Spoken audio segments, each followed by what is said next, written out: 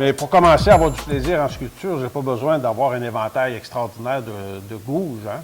On n'a pas besoin de posséder le catalogue complet. C'est ça, hein? Il faut comprendre que le fabricant, lui, il fabrique des gouges pour tous les types de sculptures. Oui. Nous, on fait de la sculpture ornementale qu'on applique sur un meuble. Un autre peut sculpter des totems, l'autre peut sculpter des grosses sculptures architecturales. Le fabricant, lui, il offre une panoplie de gouges pour convenir à tous ses besoins. C'est ça. Donc là, à partir de là, il s'agit de choisir les gouges les plus appropriés à travers ce qui est proposé pour notre type de sculpture. OK. Puis qu'est-ce que j'aurais de besoin, là? Combien de gouges j'aurais de besoin pour démarrer? Là? Bon, la plupart des fabricants vont offrir des ensembles de base. C'est un bon début. OK. Et c'est sûr qu'il y a peut-être quelques gouges qu'on va moins se servir. Le fabricant, lui, il ne sait pas quel type de sculpture qu'on va faire, mais en général, c'est des gouges qui vont nous servir, là, puis qu'on va pouvoir se resservir plus tard en complétant graduellement, selon notre besoin, selon nos goûts aussi, selon notre C'est une progression, dans le fond. Oui. Dans mon apprentissage, là, je ne vais pas acheter la panoplie de gouges au complet. Non, il ne faut pas penser qu'il faut posséder le catalogue au complet là, pour y arriver. Là. Parfait. Normalement, je vous dirais, nous, dans la sculpture ornementale, moi, je dis toujours aux étudiants, le kit de base, puis prévoyez au cours de l'année suivante de le compléter peut-être avec 12 gouges supplémentaires. OK. Puis comment on reconnaît une gouge de qualité? Une gouge de qualité, ça va être le type d'acier, l'alliage, hein, c'est de l'acier trempé qui va faire la qualité de la gouge. OK. Elle va s'aiguiser aussi, c'est à l'aiguisage. Ouais, Si l'acier est de mauvaise qualité, la gouge va être très difficile à aiguiser. Puis en plus, elle ne gardera pas son tranchant. Son tranchant. C'est un peu le même principe dans tous les types de comme ciseaux. nos ciseaux à bois, fer de rabot, ces choses-là. Est-ce qu'on pourrait dire que le prix est un peu un gage de qualité dans ce domaine-là? Oui. Oui. Oui.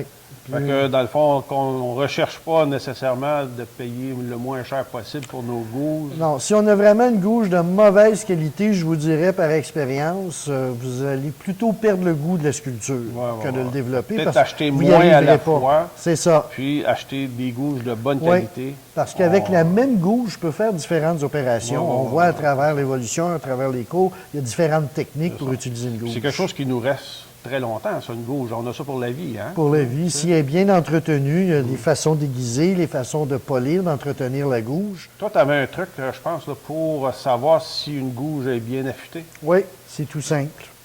Je vais prendre une pièce de bois de rebut. Oui. J'ai mon sens de la fibre. Si je viens tester dans le sens de la fibre, c'est sûr que ça va toujours glisser en avant.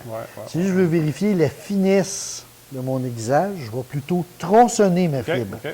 En venant tronçonner ma fibre, si je réussis avec ma gouge à prendre une couche très très mince, puis que le bois se tienne comme ça, puis qu'il roule en avant de la gouge, là, comme ça, il fait un beau petit boudin tout mince. C'est le signe que ça coupe. Là. Ma gouge est parfaitement aiguisée dans ce cas-là. Sinon, le bois serait déchiré en chemin. Ou le rouleau aussi, ça il fait se tiendra casser. Pas. C'est ça, il ne se tiendra pas comme ça. Super. Maintenant, brièvement, on peut parler des essences de bois qui sont propices à la sculpture. Oui. La première, le tilleul, bien entendu. Ce qu'on appelle le bois du sculpteur. Oui, c'est ça. Ça sculpte très bien. Ce n'est pas un bois qui est trop dur. Il y a une fibre qui est droite, qui est dense, qui est rectiligne. Il se prête bien à ça facilement. Pour commencer à faire nos premiers pas, c'est l'idéal. Tilleul, c'est parfait. Oui.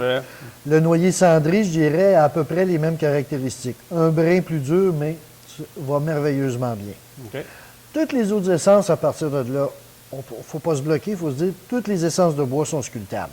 Sauf que si j'ai un bois plus dur, comme la frêne, l'érable, l'eucalyptus, je vais devoir utiliser un maillet dans ce cas-là pour faire une frappe. Je vais arriver au même résultat. Sauf qu'il faut que je m'attende à y accorder un petit peu plus de temps. C'est plus long, c'est plus long, ça chaque frappe. Aussi. Il ne faut pas se limiter pour ça. Et puis le pin, c'est un bois mou, un peu comme le tilleul. Oui, mais qui va chercher plus à éclisser. Tandis que le pas tilleul un bon pas bois ça. Là, pour faire de la sculpture. Oui, il se sculpte bien, sauf que ça va être moins aisé un peu que le tilleul. Il faut être plus prudent, il faut être plus poli. Il va être capricieux.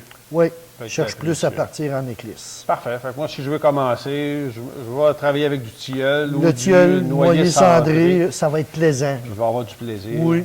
Oui. Bien, merci beaucoup, Claude, pour toutes tes explications. Bienvenue, c'est un plaisir. On aura la chance de regarder dans une autre capsule d'autres facettes du travail du bois. Parfait. Excellent. Merci.